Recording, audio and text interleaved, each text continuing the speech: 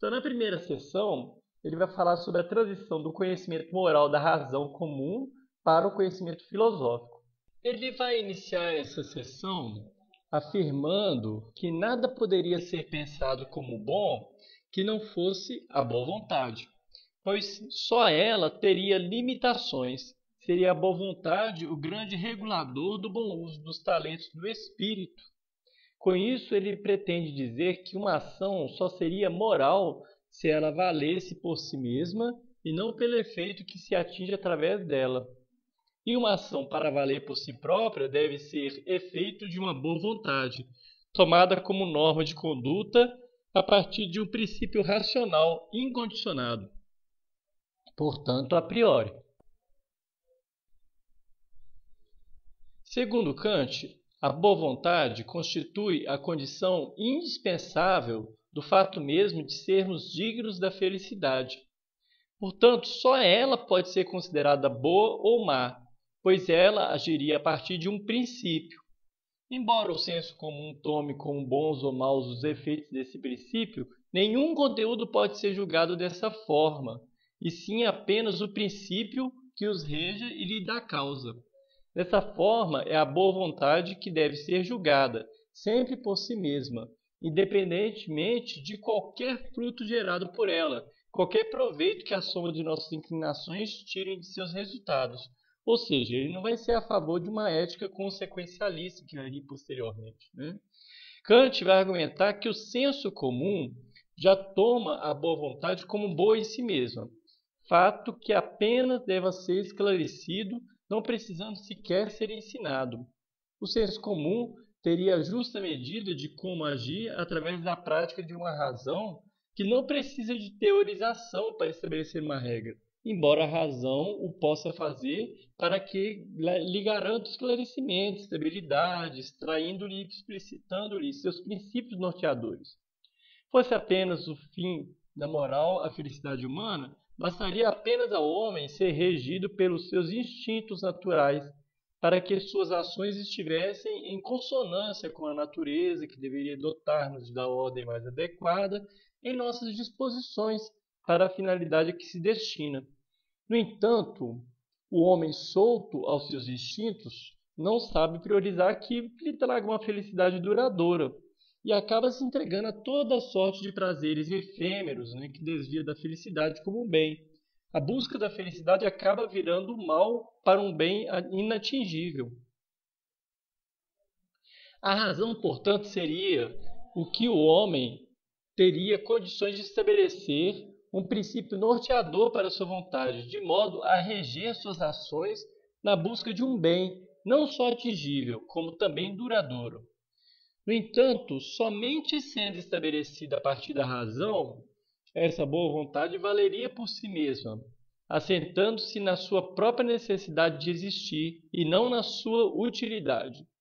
Uma razão empírica que se coloca no gozo da vida e da felicidade como fim, isto é, uma razão que se coloca como instrumento e não como forma de estabelecer o bem em si de uma boa vontade, causa afastamento da verdadeira satisfação. É a razão pura prática que desloca a motivação humana de uma razão instrumental empírica para o exercício autônomo da liberdade, construindo uma vontade boa em si mesma como norteadora das ações através do dever. Kant vai exemplificar essa questão caracterizando o que seria um ato moral. O homem que conserva sua vida conforme o dever não pratica um ato moral, mas o homem que conserva sua vida por dever pratica um ato moral. Ou seja, tem uma diferença entre conforme o dever e por dever. Teria um conteúdo moral, por exemplo, os atos que levariam um homem a insistir em viver mesmo que, afetado por todo desgosto e desesperança na vida, não tivesse medo de morrer e ainda desejasse a morte, mas contudo permanecesse vivo por dever, ou seja, pelo dever. Agora, conforme o dever, não. Para ele, a pessoa que age conforme o dever, ela não pratica um ato moral. Praticar algo por inclinação, mesmo que esteja conforme o dever, não faz do ato um ato moral. Uma ação de autêntico valor moral só pode ser considerada assim ao ser praticada sem qualquer inclinação que traga satisfação instintiva. Portanto, praticada apenas pelo dever que se impõe a ela, por ela própria. Aquele que tem seus atos regidos por suas inclinações, que impulsionam o ser humano a fazer o que lhe causa felicidade imediata e prazer, mesmo estando conforme seu dever, não pratica atos morais. Se o ato moral se configura nesses termos, não é possível exercê-lo dando voz às nossas inclinações. E somente a partir de uma firme boa vontade, estabelecida por princípios racionais de universalidade e necessidade, é que nos tornaríamos homens éticos. Kant cumpre o que se propôs, fundamentando a transição do conhecimento moral da razão comum para o conhecimento filosófico através de 4 proposições. Somente as ações que possuem seu valor incondicionado é que podem ser consideradas como atos morais.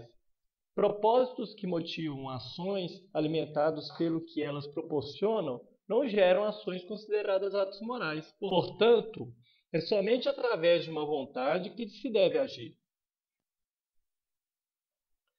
Por sua vez, a vontade humana é determinante de atos considerados morais somente quando essa vontade tiver o seu valor fora do propósito que se queira alcançar por ela.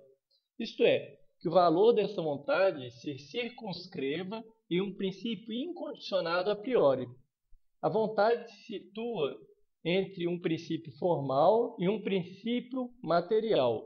O ato moral só pode ser considerado como tal se circunscrito numa vontade cujo valor esteja no princípio formal que a norteia.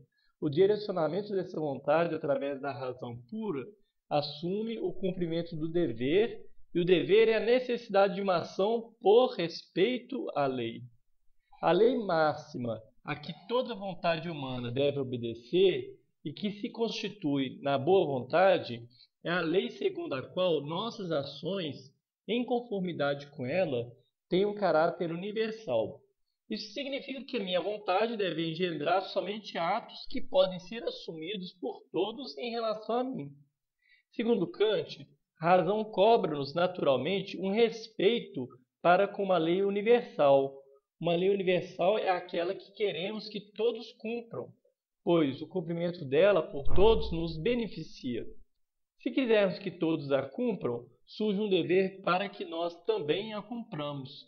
Lei universal gera dever, que gera vontade, que gera ato moral. Percebemos naturalmente que o valor de uma lei universal excede em muito o valor de qualquer inclinação. O respeito à lei faz com que haja uma ação necessária que se constitui no dever. E é nesse dever que constitui a condição de nossa vontade, cujo valor supera tudo, já que ela é incondicionada, valendo por si mesma pelo apriorismo de sua gênese.